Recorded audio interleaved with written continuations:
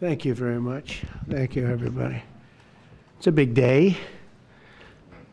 Should be fun. I don't know. You'll maybe find reasons why it's not, but I can't imagine because we have a lot of great things happening. It's been a very strong week and a very strong weekend. Before we begin, let me say a few words about the historic events that took place over the last few days.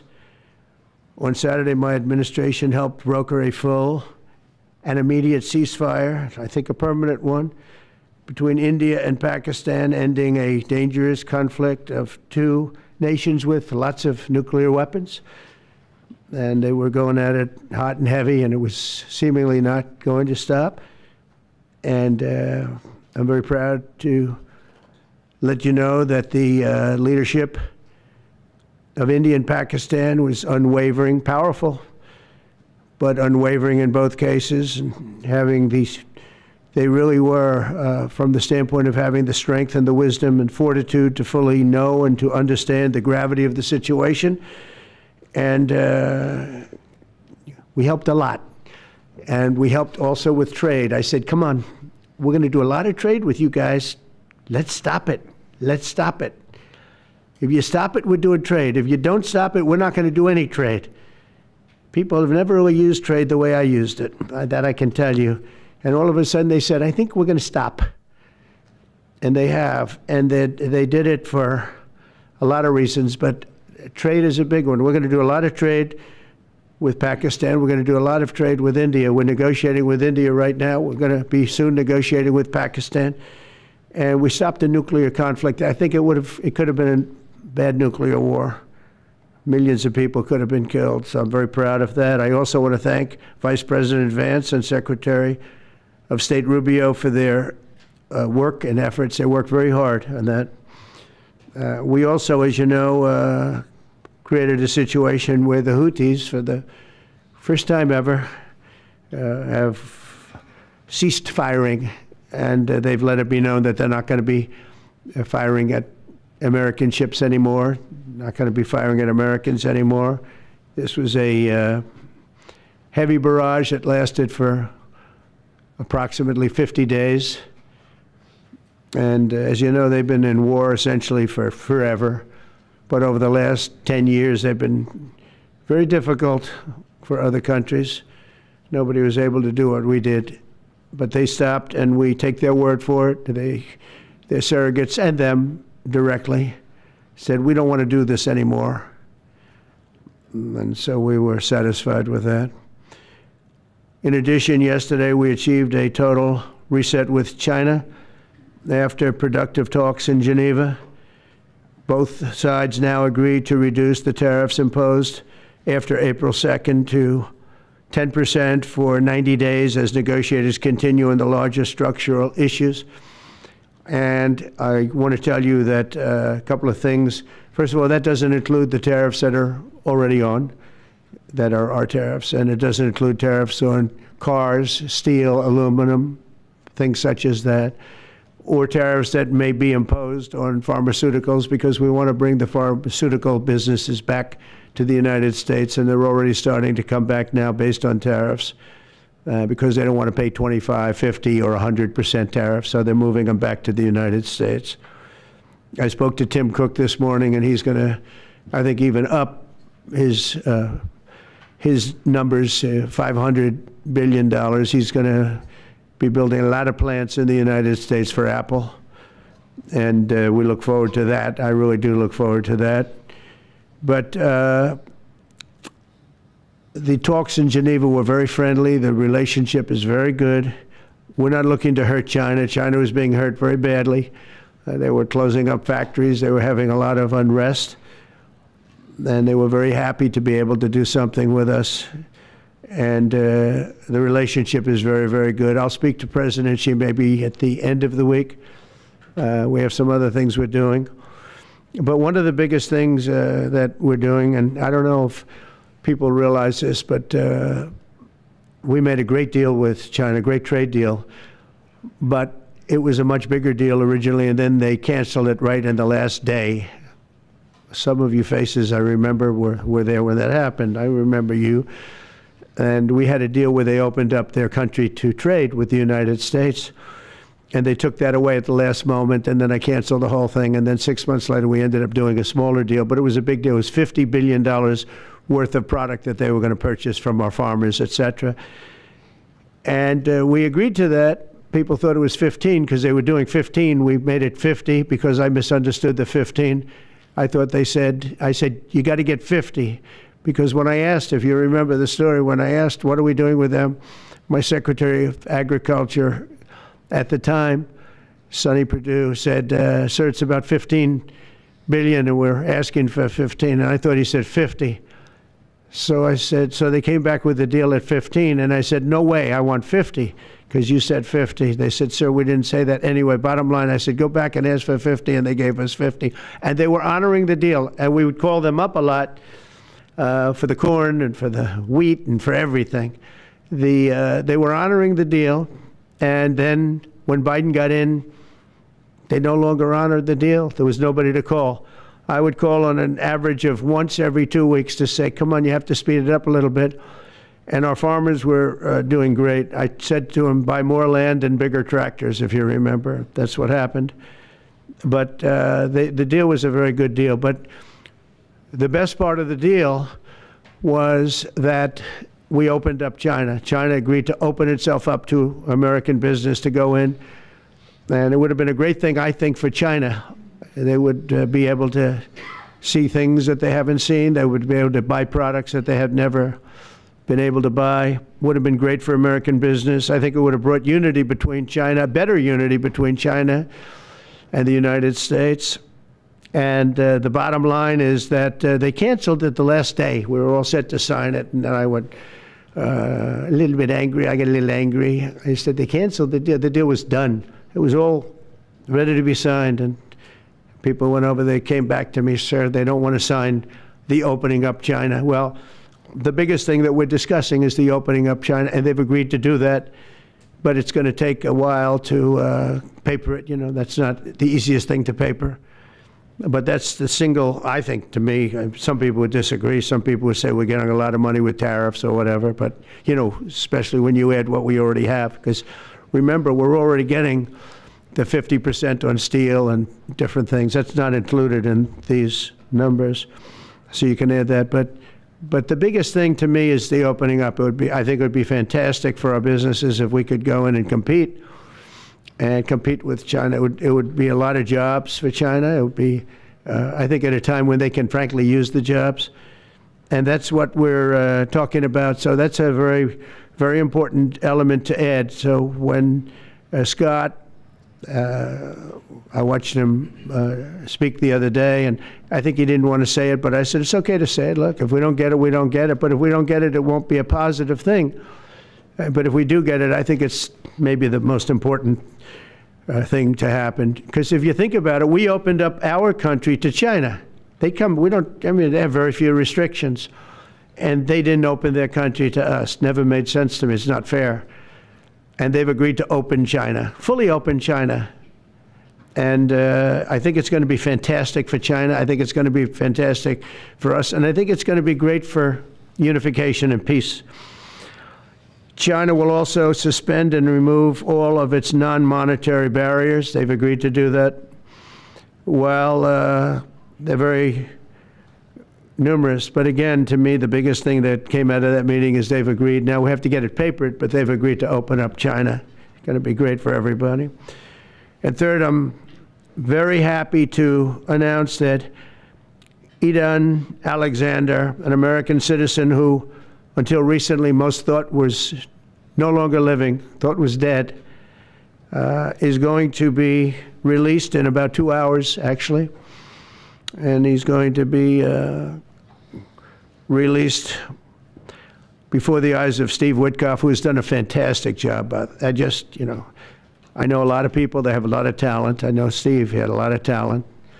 But I know a lot of people with a lot of talent, but there's one that I thought had a special way about him, special personality, aside from being a good deal maker, had a special way about him, and it was Steve. Knew very little about the subject matter, who does? But he learned it in about 2 hours.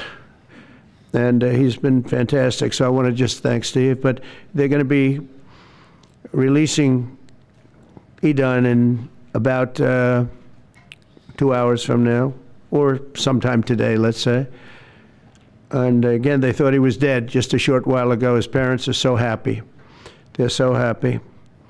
So it's, as you know, Idan's the only American citizen who's captured and held hostage by Hamas since October 7th, 2023.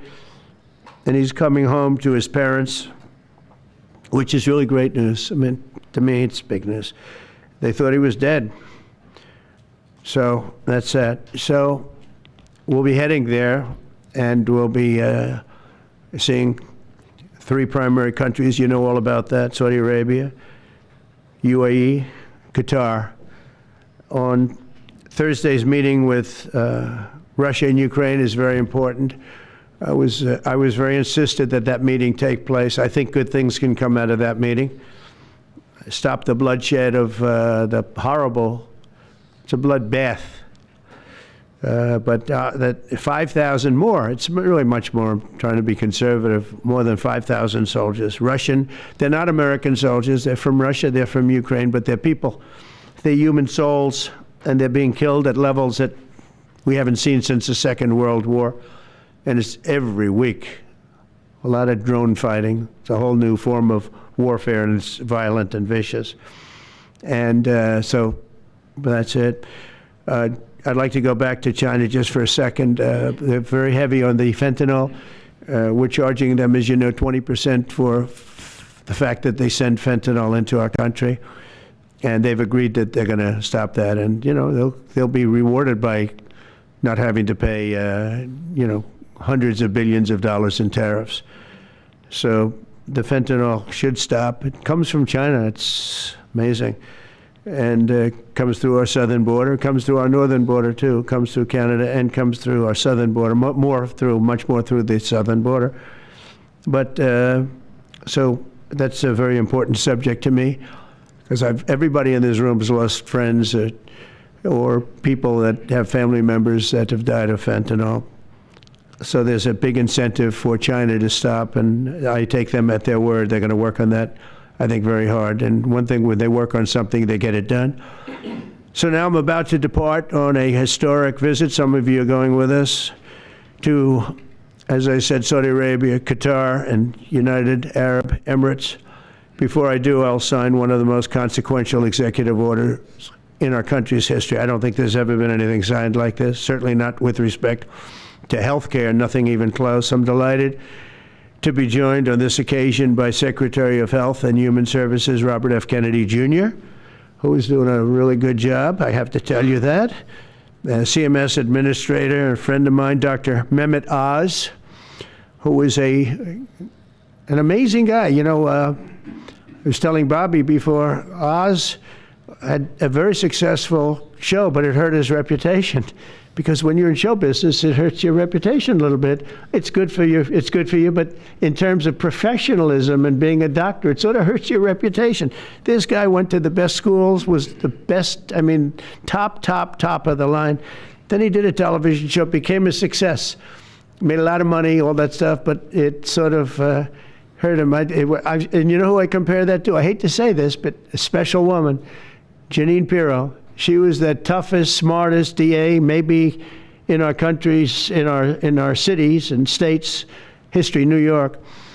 She was really tough, really sharp. Then she did a show, and people didn't think of her quite the same way. She became more of an entertainment person, like Oz. Oz is not an entertainer. He's not really an entertainer, if you know the real story. And she isn't either. She is unbelievable. She was one of the strongest district attorneys in the history of New York, highly respected, very tough, went after the drug dealers at a level that you don't see today anymore. And you know, hopefully she's given up a tremendous, she's leaving the #1 show on cable television, one of the #1 shows on television, period, The Five, but they've got great people left behind, but she was a big part of it.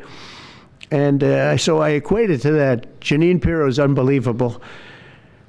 FDA Commissioner Dr. Marty McCary, with a reputation that's second to none, and the job he's doing already has been fantastic. Thank you, Marty. And Director of National Institute of Health, Jay Bhattacharya, who has been, as you know, from Stanford, so highly regarded, and have all been working with us very hard on this. And the question they would ask, being a little bit new to the government aspect of it, is why doesn't somebody fight the drug price situation, meaning equalization? There's a term, it's called equalization. Nobody wants to mention that term.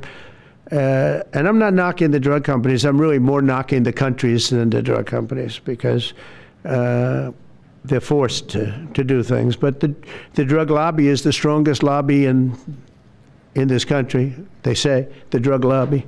It's between that and lawyers. And they have a lot of power. But starting today, the United States will no longer subsidize the health care of foreign countries, which is what we were doing. We're subsidizing others' health care. Countries where they paid a small fraction of what, for the same drug, that what we pay many, many times more for.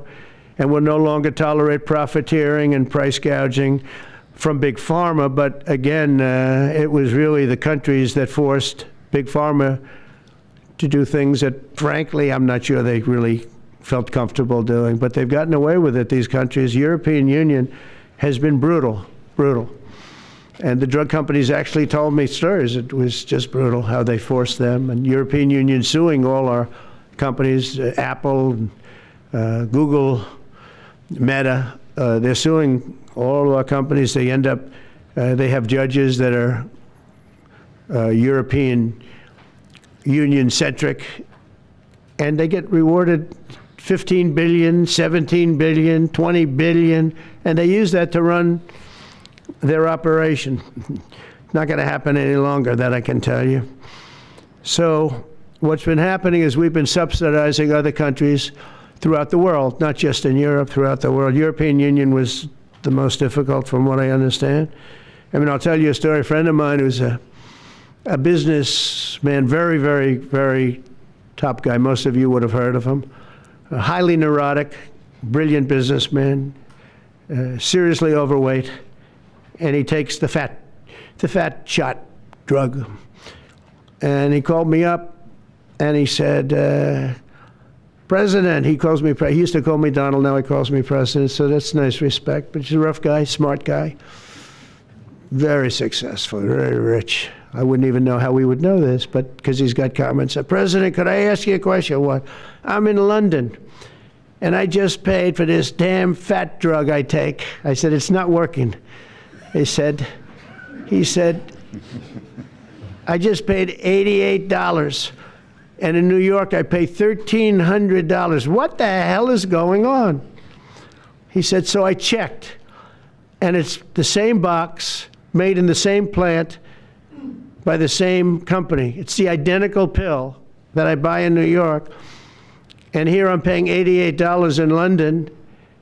In New York, I'm paying $1,300. Now, this is a great businessman, but he's not familiar with this crazy situation that we have. But he was stunned. But it was just one of those stories. And I brought it up with the drug companies, represented by somebody who's very, very smart, good person too. And we argued about it for about half hour, and then finally he just said, because they can't justify it, he just said, look, you got me. I can no longer they've been justifying this crap for years. They said, oh, it's research and development. Well, I said, well, research and development, other countries should pay research and development too. It's for their benefit. It was just one of those things. And the other countries would set a price, and they'd meet the price, and they'd say, if you don't meet the price, you can't sell it in our country.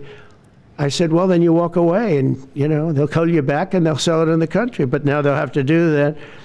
So for the first time in many years, we'll slash the cost of prescription drugs, and we will bring fairness to America. Drug prices will come down by much more, really, if you think 59. If you think of a drug that is sometimes 10 times more expensive, it's much more than the 59%. It depends on the way you want to analyze it, but in one way you could analyze it that way. But between 59 and 80, and I guess even 90%. So when I worked so hard in the first term, and if I got prices down, I remember I was the only one to ever get prices down for a full year, but I'd get them down like 2%, and I thought it was like a big deal. Well, we're getting them down 60, 70, 80, 90%, but actually more than that if you think about it in the way mathematically. And farmer has to say, we're sorry, but we'll not be able to do this any longer to these countries that have been so tough. They've been very tough, nasty. It's trade. It's trade. And pharma is also very powerful. And the Democrats have protected pharma. The Democrats, this is the Democrats have protected pharma. These are the Democrats. And by the way, I just called the Speaker of the House, and I just called the leader, our leader in the Senate, John Thune, Mike Johnson.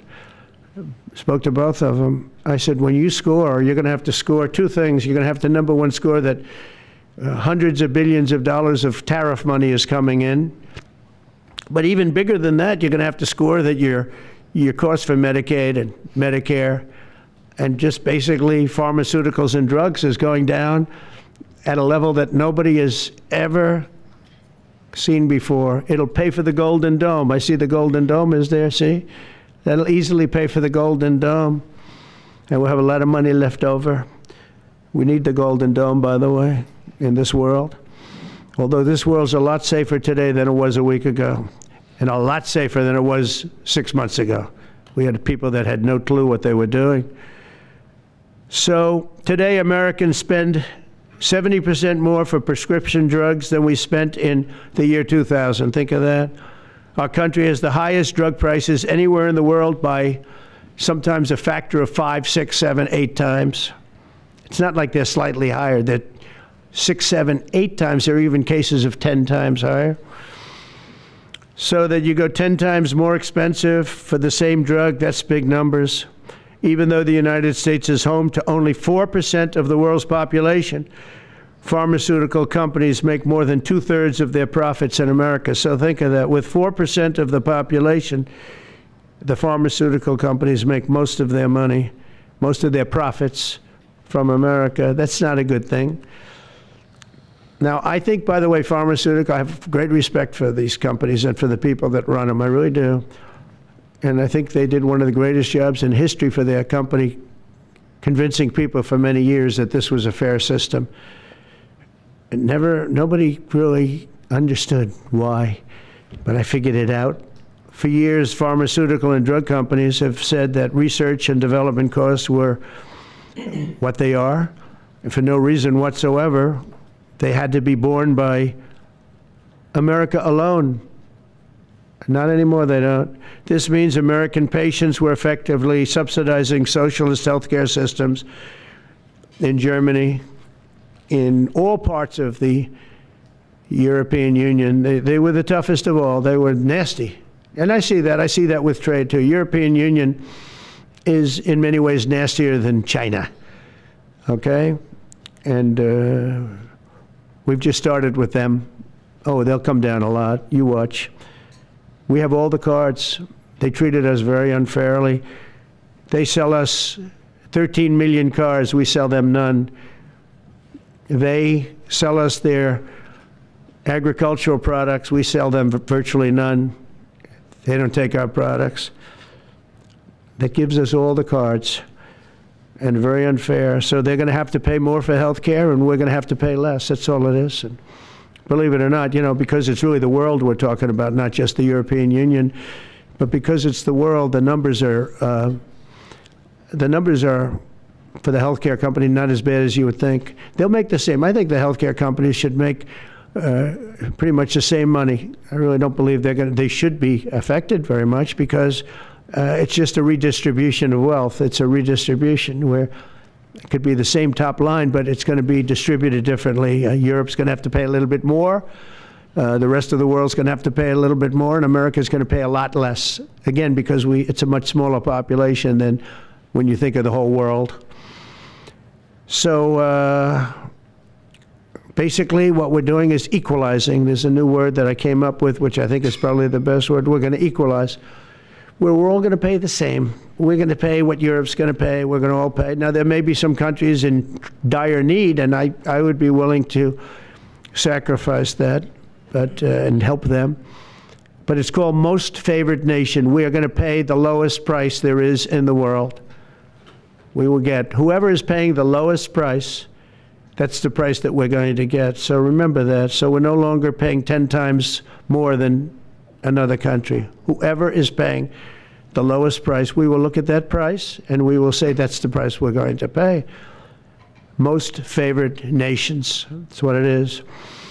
One breast cancer drug costs Americans over $16,000 per bottle, but the same drug from the same factory, manufactured by the same company, is 1/6 that price in Australia and 1/10 that price in Sweden. 1/10 for the identical product. A common asthma drug costs almost $500 here in America, but costs less than $40 in the United Kingdom. So $40 in the United Kingdom, which is where this gentleman told me he paid a small amount for his shot. But think of that. So $40 versus $500 here. That's not even bad. There are much worse examples. And the weight loss drug, Ozempic, costs 10 times more in the United States than in the rest of the developed world. 10 times more. Why? Why? What did we do? Suckers. But we never had a president that had the courage to do this. And nobody knew the system like I do. I mean, I've gotten to know this system so well. And I don't think it's fair that it benefits Obamacare. Obamacare is a failure. It's not a good health care. It works. I made it work. I had an obligation to make it work, or an obligation to let it die. I chose that we had to make it work. I had to make it as good as possible. And I had a choice. I could have let it fail or make it as good as possible. As good as possible means it was still not very good, but it survived. And we did the right thing. But this makes everything work. And I don't want to have a bad form of health care work because of the fact I was able to cut drug prices by 80 or 90%. So we're going to maybe come up with something. I think this gives the Republicans a chance to actually do a health care that's much better than Obamacare and for less money, which if you guys would work on that along with Congress. But I do want to say that Democrats could have done this a long time ago. They have fought like hell for the drug companies, and they knew they were doing the wrong thing. And it's going to be very hard. I was just telling the leader and the speaker that it's going to be very hard for the Democrats to vote against the one big, beautiful deal. The greatest tax cuts in history, greatest everything, but now you have the big drug prices because that's going to be included.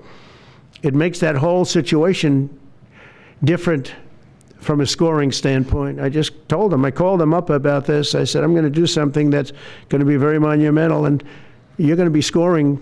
You better tell your people that this is going to score really well. And then add hundreds of billions of dollars in tariffs to your list also. But as big as the tariffs are, this is something that really hits quickly. 5 years ago, I signed an executive order to confront this disaster, but only confront it in a minor way. It was a good confrontation, but never to this extent. It took people a little while to understand a very complicated system. But Joe Biden, without any knowledge of what he was doing, terminated the policy and then pretended to negotiate under a new system. And then you take a look, 5 out of the 10 drugs that he negotiated are now over 200% more expensive in America than the rest of the world, and far more expensive than when he even got involved. Much more expensive than when he got involved. Joe Biden's plan was as you know, because you wrote about it, you don't say it very loudly, but it was a very big failure, was his whole presidency. First, I'm directing the U.S. Trade Representatives and Department of Commerce to begin investigations into foreign nations that extort drug companies by blocking their products unless they accept bottom line and very low dollar amounts for their product, unfairly shifting the cost burden onto American patients.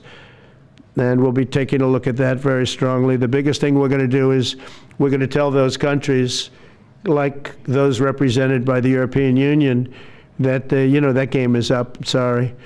And if they want to get cute, then they don't have to sell cars into the United States anymore. It's a very big subject. And they won't get cute, because I'll defend the drug companies from that standpoint.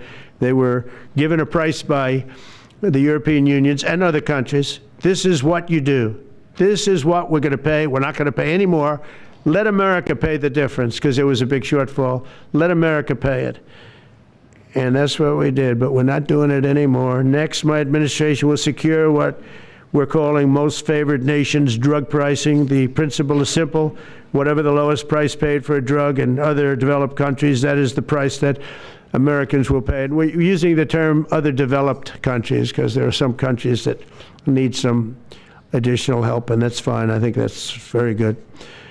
Some prescription drug and pharmaceutical prices will be reduced almost immediately by 50 to 80 to 90%. Big Pharma will either abide by this principle voluntarily or will use the power of the federal government to ensure that we are paying the same price as other countries. To accelerate these price restrictions and reductions, my administration will also cut out the middlemen. We're going to totally cut out the famous middlemen. Nobody knows who they are, middlemen. I've been hearing the term for 25 years, middlemen. I don't know who they are, but they're rich. That I can tell you. We're going to cut out the middlemen and facilitate the direct sale of drugs at the most favored nation price directly to the American citizen. So we're cutting out, Bobby, the middlemen. It's so important, right? They got to do that. They're worse than the drug companies. They don't even make a product, and they make a fortune. It's very smart business people, that I can tell you. If companies make no significant progress toward most favored nation pricing, which we will insist that they do, so I think I'm wasting time talking about it. We're going to insist upon it. And we'll insist, and we're going to help the drug companies with the other nations, because those other nations do a lot of trading with us. They need our trade, just like China needed us very badly. They need us just as badly. We will do whatever we have to with trade, just like we did some great things with trade with India and Pakistan. It really helped the situation, very heated situation. Could have lost millions of people, more than millions, I mean, many millions of people. And they want to do business with America, but we never used our powers that way. We never knew how. We never had people that knew how to do that. We'll also open up America's market to safe and legal imports of affordable drugs from other countries, putting dramatic downward pressure on prices. And if necessary, we'll investigate the drug companies, and we'll, in particular, investigate the countries that are doing this, and we will add it onto the price that we charge them for doing business in America. In other words, we'll add it onto tariffs if they don't do what is right, which is everybody should equalize, everybody should pay the same price. And special interests may not like this very much, but the American people will. I am doing this for the American people. I'm doing this against the most powerful lobby in the world, probably the drug lobby, drug and pharmaceutical lobby. But it's one of the most important orders, I think, that's ever been signed, certainly with regard to health care or health in the history of our country, and it's an honor to be a part of it. And I'd like to ask Robert F. Kennedy to say a few words, please. Thank you. Thank you, Mr. President. This is an extraordinary day. This is an issue that, I grew up in the Democratic Party, and every major Democratic leader for 20 years has been making this promise to the American people. This was the fulcrum of Bernie Sanders' runs for presidency, that he was going to eliminate this discrepancy between Europe and the United States.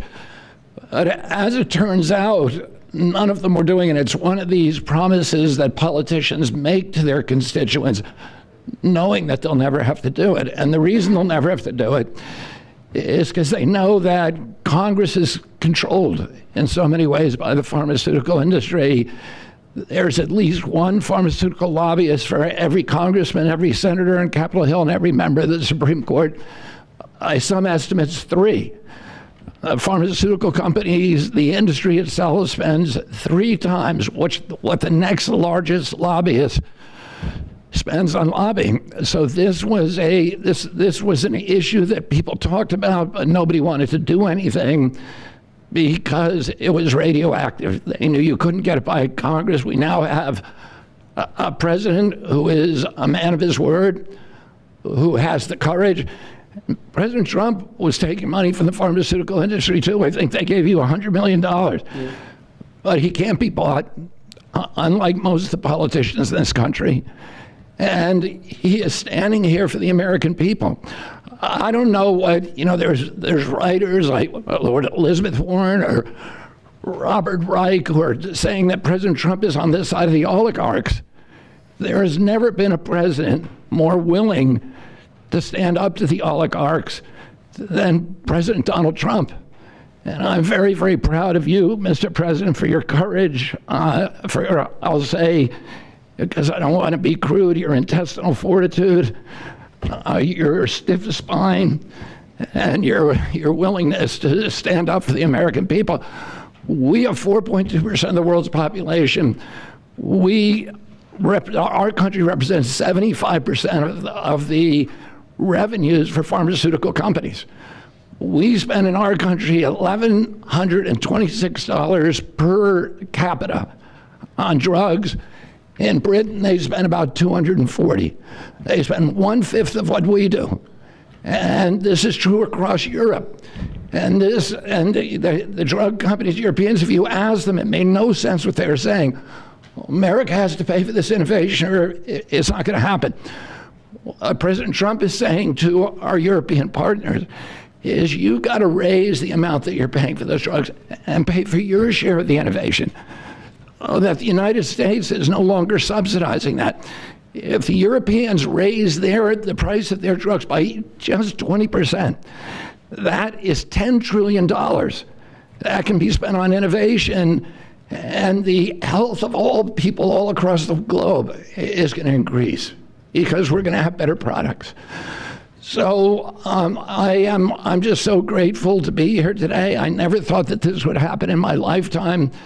I have a couple of kids who are Democrats, are big Bernie Sanders fans, and when I told them that this was going to happen, they had tears in their eyes because they thought this is never going to happen in our lifetime, and we finally have a president who's willing to stand up for the American people.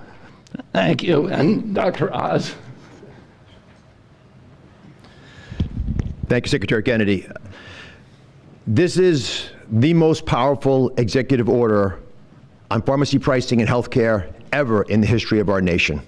And it's only happening because we have a president with the fortitude, the guts to stand up to the withering criticism and lobbying that's going to occur as soon as folks hear about the executive order. So on behalf of the child in Philadelphia who's got an autoimmune disease with a $1,000 a month drug, or the older woman in Los Angeles who's on a blood thinner who can't afford her copay, I want to thank President Trump. God bless you for having the guts to take on this industry. Thank you, sir. Thank you very much.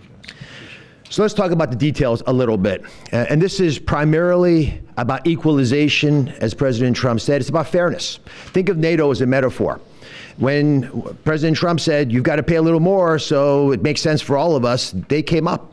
And the European countries contributed. The same thing we believe will happen in this situation. Most people who have thought about this process agree that it is patently unfair to tolerate the numbers that Secretary Kennedy and President Trump have reflected to you. On this chart to my left is a list of the 10 drugs that were negotiated in the IRA. Again, this is the bill, the law, that regulates a negotiation process. This is the best price that was able to be obtained by the Biden administration. And if you look at these numbers, they actually reflect how much on top of the most favored nation price was being paid by the United States. So the closest to me, and Bob, you can point to the Jardiance, the closest one, 289%, the one that's closest to you. That means that we are paying in America 4 times more than that drug costs in other countries. Again, 100% is the baseline. It's 289% above that baseline. It goes all the way down to when we're paying 50% more than any other country. That's the range. As was pointed out by President Trump, half the time we're paying 3 times more than is paid in other countries. It doesn't make any sense for the system. That stated, President Trump has over and over again indicated, and Secretary Kennedy reflected as well, we want innovation. We want our technology partners doing the best they can to make the best solutions for drugs to cure as many people in America and around the world as possible. By getting our allies to pay a bit more, as they should be, and they should have for many years been doing, will course correct a problem that's gotten out of hand. And by doing that in a thoughtful, effective way, we're going to be able to get the pharmaceutical industry whole. Those jobs will still be here, will still be productive, will still be curing cancer and a slew of other ailments that plague humanity. America will still be the leader in this space, but we'll be paying the appropriate amount, the right-sized amount for those tasks. So over the next 30 days, the 4 of us up here, together with people who are standing in the back of this room, who are doing a lot of the heavy lifting, are going to be approaching pharmaceutical companies to talk specifically about what we want the most favored nation price to be based on the best data we have. We're looking forward to a thoughtful interaction with these corporate leaders, many of whom we've spoken to and in quiet will agree the system is not right the way it is. They're patriotic Americans. They want what's right. But the fact that in my lifetime, as Secretary Kennedy said, for the first time, we have a thoughtful and aggressive approach, thanks to President Trump, on taking on the special interests, should give all Americans confidence that this is an administration that stands for fairness and should chill the waters for those who believe they can push us away from our North Star, which is to take care of the American people. Mr. President, God bless you. Thank you very much. Thank you. Jay, you want to go next? Sure. Yep. So I teach economics at Stanford as well as health policy. And one thing that's really, really simple in economics is that when you have a persistent price difference for the same product between 2 countries, there's something deeply wrong. And what President Trump has done is a historic measure that should have been done a long time ago. What we're going to do is make sure that those prices become much closer to equal, like a competitive market you'd expect. Right now what's happening is the American people are subsidizing in large fraction the research and development efforts for drug companies around the world by the higher prices that we pay. With this new order, Europe will share the burden of that. And in fact, if you may think of it as like as somehow it's going after drug companies, actually it's helping drug companies. Because what we're also going to do with this order, what President Trump has done with this order, is he's said to European governments, look, if you are taking advantage of the drug companies by forcing them to charge very, very low prices, we're going to defend American drug companies in Europe. At the same time, we're standing up for the American consumer who's been paying far too high prices for far too long. I can go back decades to point to congressional reports after government report after government report of tremendously high drug prices, much higher than the rest of the world, and nothing has been done about it until this moment. And I'm really, really proud, President Trump, that you've done this. I'm really proud to be included in this and looking forward to the work ahead. Thank you, Jay. Great. All right. Thank you, Mr. President. On behalf of the many doctors I've talked to about this very issue, thank you for taking the bull by the horns. Presidents on both sides of the aisle have talked about this and floated it and said they've wanted to do it, so you've had the courage to do it. Thank you. I've been a surgical oncologist at Johns Hopkins for 22 years, and I have seen patients suffer. We didn't take an oath to heal patients and then watch their life get ruined financially, with their home, mortgage, retirement, going down the drain with GoFundMe campaigns, raising money from church communities and synagogues and friends they haven't seen in 20 years to try to raise money for what? For a system where Americans have been getting ripped off by 10, 12, 15 times higher prices than we see in other countries. The fundamental problem in healthcare is that we've had non-competitive markets. We can do little things around the edges, or we can transform those markets to competitive markets, and that's what this executive order does today. Imagine buying a Ford for $175,000, a regular car, and then hearing that people in London are buying it for $10,000 every day, all day long. That is the craziness of this system. We're going to do everything we can at the FDA to support this executive order. It's transformative. Thank you, Mr. President. Thank you. Thank you very much. So thank you very much, everybody. I think it's a very important day. In many ways, you have, we'll start with the Houthis. We go to Pakistan and India.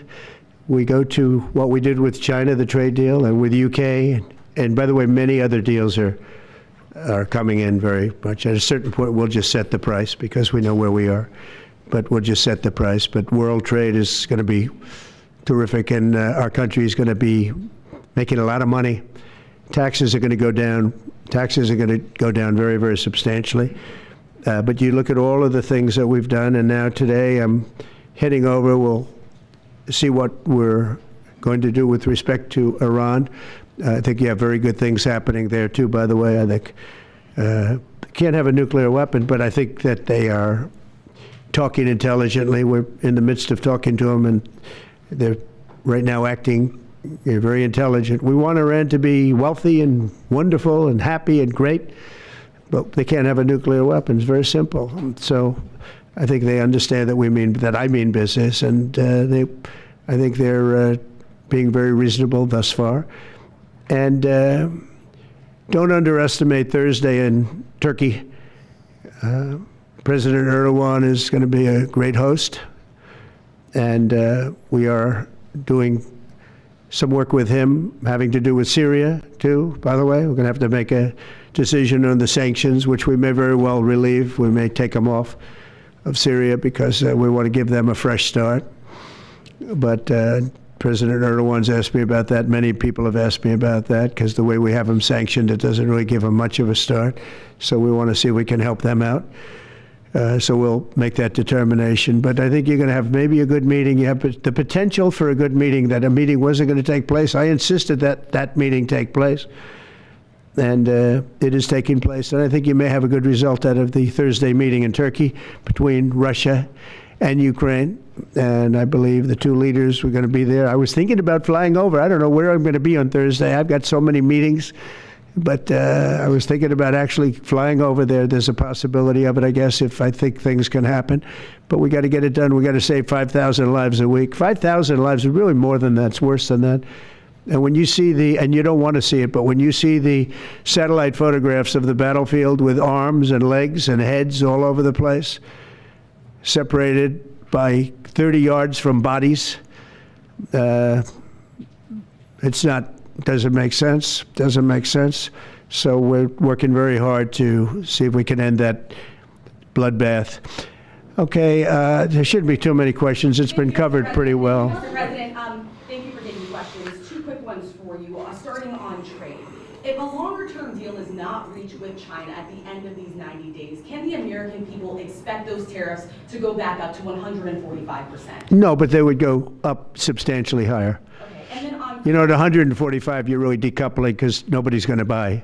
But they can go, they got very high because of additional tariffs I applied during the course because of fentanyl and other things. But no, but they'd go substantially higher. Yeah. And then on Qatar, Mr. President. I think you will have a deal, however. Okay, you're confident that there will be a deal. On Qatar, has Qatar asked for anything in exchange for that $400 million luxury jumbo jet? And how can the American people be so sure that they will not in the future? Well, I think what happens with the plane is that, you know, we're very disappointed that it's taking Boeing so long to build a new Air Force One. You know, we have an Air Force One that's 40 years old. And if you take a look at that compared to the new plane of the equivalent, you know, stature at the time, it's not even the same ballgame. You look at some of the Arab countries and the planes they have parked alongside of the United States of America plane. It's like from a different planet. And it's close to 40 years old, might be more than 40 years old now. And we, when I first came in, I signed an order to get it built. I took it over from the Obama administration. They had originally agreed. I got the price down much lower.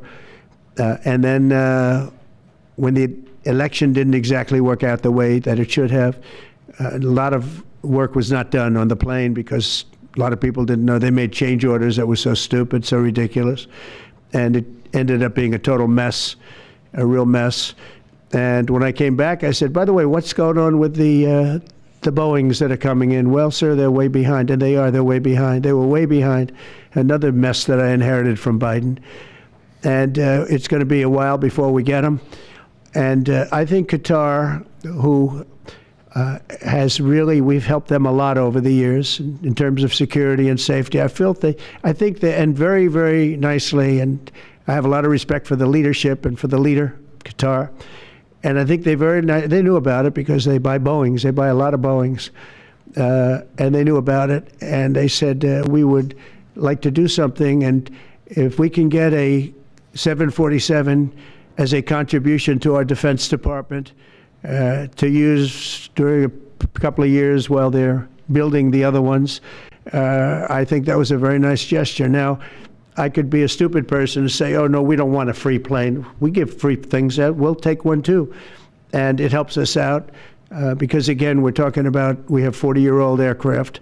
The money we spend, the maintenance we spend on those planes to keep them tippy-top is astronomical. You wouldn't even believe it.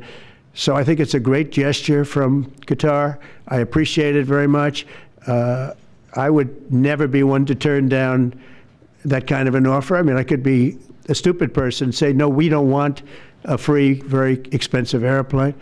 But I thought it was a great gesture. And I think it was a gesture because of the fact that we have helped and continue to, we will continue to, all of those countries, Saudi Arabia, UAE, Qatar, and others. We keep them safe. If it wasn't for us, they probably wouldn't exist right now.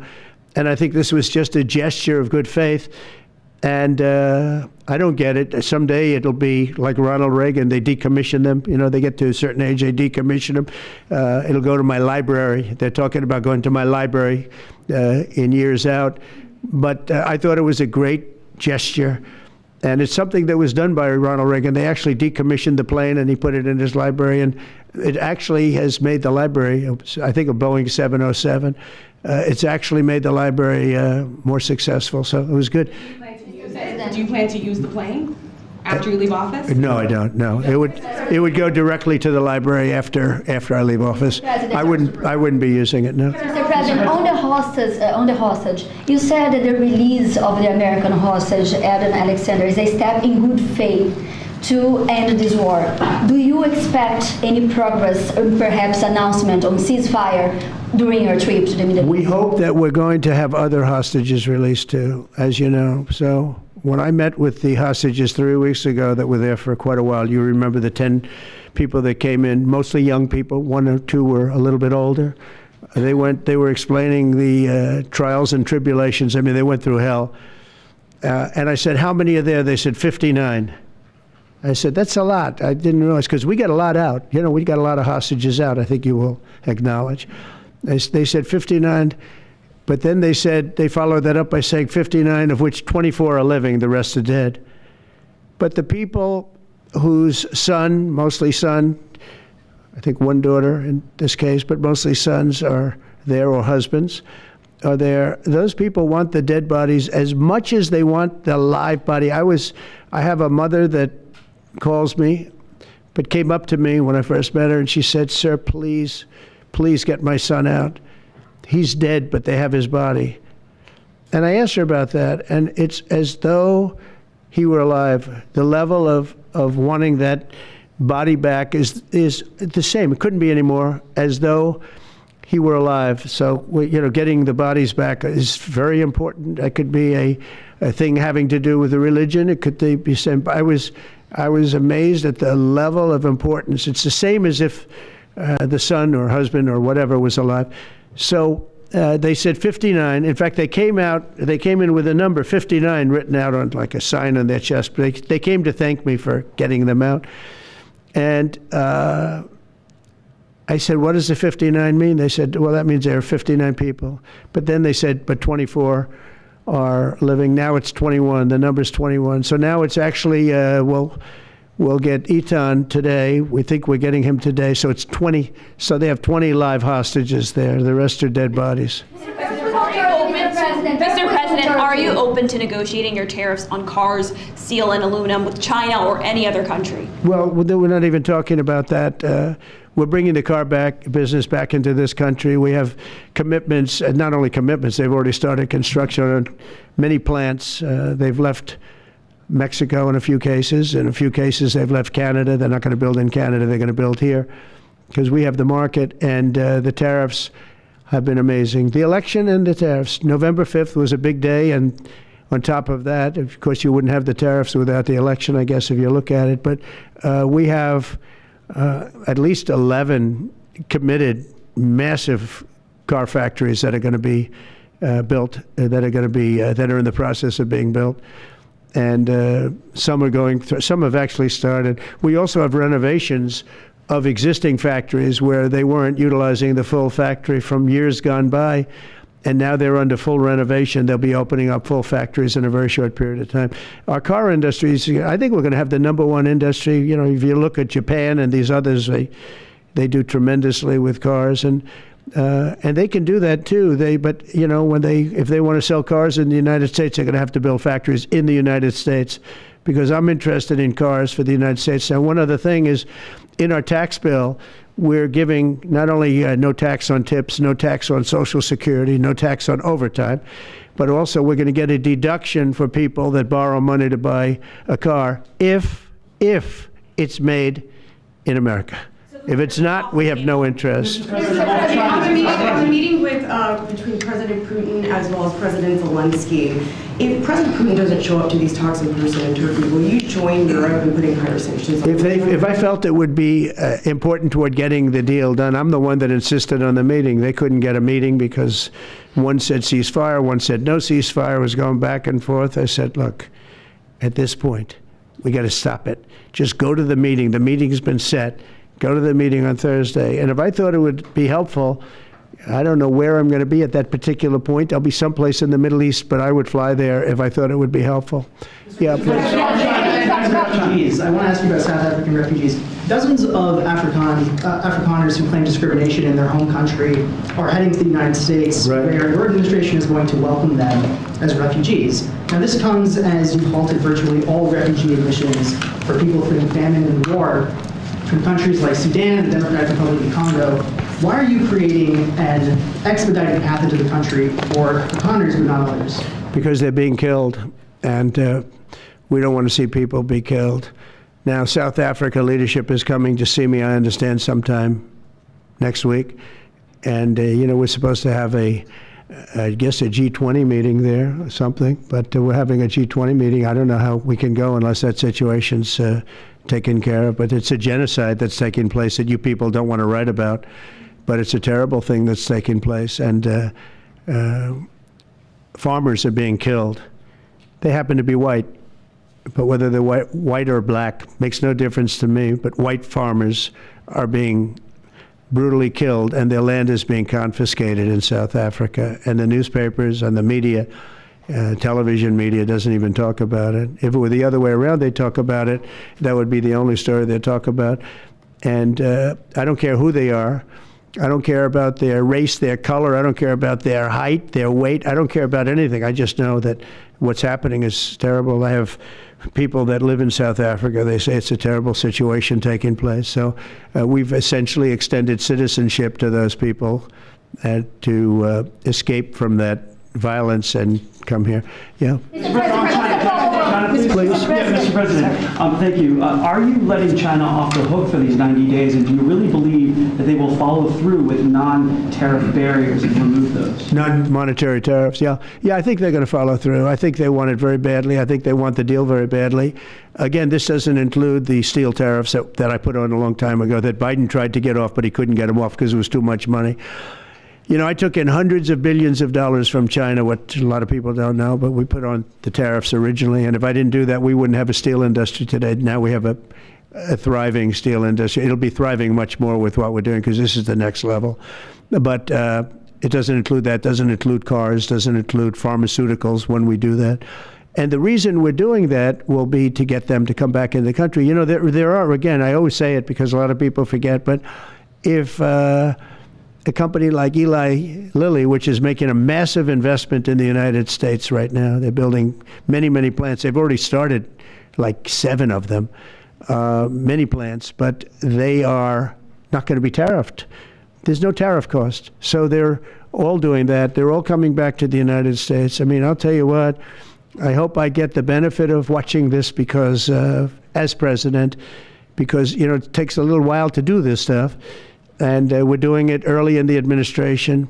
If you think of it, we have, I believe, if you look at the real total, it's over $10 trillion committed for plants and factories.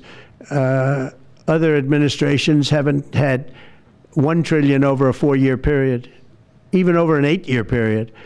We have over $10 trillion committed in one form or the other over 2 months. Give me a break. I'm here to hear 3, but let's give me a break on the first month. We want to get acclimated. But, you know, but if you think about it, it's really 2 months. And so in 2 months, we have an investment already of over $10 trillion. And other presidents haven't had that done over a year, over 4 years in some cases. It's unprecedented. There's never been anything like it. It's a very exciting time in America. Thank you very much, everybody. Thank you. Who's in charge of the budget bill while you're gone, sir? I'll sign that, yeah. Mr. President, are you ready to impose sanctions on Russia if Putin doesn't agree with the 30-day ceasefire? I have a feeling they're going to agree. I do. I have a feeling. And who's in charge of the countries? Let's see what happens. No European countries who's involved, Mr. President, in the negotiations. The budget bill negotiations are taking place. Who in your administration is in charge of that while you're gone? Is it Everybody, Vance, Bobby, Bessent? from the standpoint of medical, this group behind me, I mean, I think it's the best group ever assembled in terms of medical. I think you're going to see a tremendous cut. I don't think, I mean, I know you're going to see it in Medicaid and Medicare. That cut will be massive because drugs are 50-60% of the cost. So Medicaid costs are going down and Medicare costs are going down because of what we're doing today. And there's no, it's not like, oh, gee, well, maybe it won't happen. It's going to happen because the other countries have no choice. Now, the drug companies are going to have to say, listen, if you don't pay more, we're not going to give you the drug, and they're willing to do that. So that's it. They have to, we have to equalize. How do you respond to the fact that price controls? Say it? How do you respond to the fact that this? It's not price control, no. What was, price control is before. If you want to talk about it. Price control is what they were doing. They were making us pay. They set a price, and they said, here's what we're going to pay. And anything else, charge America. Because at that time, they had a very stupid president, and it really went crazy during the last 4 years. And remember this, the Democrats are the ones that allowed this to happen. They were the ones that were the protector of this pricing system. And I think it's going to be very hard. You'll have to ask Democrats, are they going to vote against the one great, big, beautiful deal that's being negotiated now, tax cuts, et cetera? We're now on top of the tax cuts and regulation cuts, all the things. Now you're going to say that the price of your medicine is going down by 60, 70, 80%. You're going to vote against it? I think a lot of Democrats are going to be forced to do something that their leaders are going to beg them not to do, and that's vote for the bill. I don't see how they can vote against it. How can they vote against it when drug prices, drugs and pharmaceuticals are going to be down 70, 80%? It's going to be very interesting. Mr. President, what do you say to people who view that luxury jet as a personal gift to you? Why not leave it behind? You're ABC fake news, right? Why It's not? only ABC. Well, a few of you would. Let me tell you, you should be embarrassed asking that question. They're giving us a free jet. I could say, no, don't give us, I want to pay you $1 billion or 400 million or whatever it is. Or I could say, thank you very much. You know, there was an old golfer named Sam Snead. Did you ever hear of him? He won 82 tournaments. He was a great golfer. And he had a motto, when they give you a putt, you say, thank you very much. You pick up your ball and you walk to the next hole. A lot of people are stupid. They say, no, I insist on putting it. And then they putt it and they miss it. And their partner gets angry at them. You know what? Remember that, Sam Snead. When they give you a putt, you pick it up and you walk to the next hole and you say, thank you very much. Respectfully, sir, as a businessman, some people may look at this and say, have you ever been given a gift worth millions of dollars and then not received It's not a gift to me, it's a gift to the Department of Defense. And you should know better, because you've been embarrassed enough, and so has your network. Your network is a disaster. ABC is a disaster. Here is the bill. Bobby, come on over here. Now you're talking about trillions and trillions of dollars. Thank you very much, everybody. Mr. President, quick question about Turkey. Thank you very much.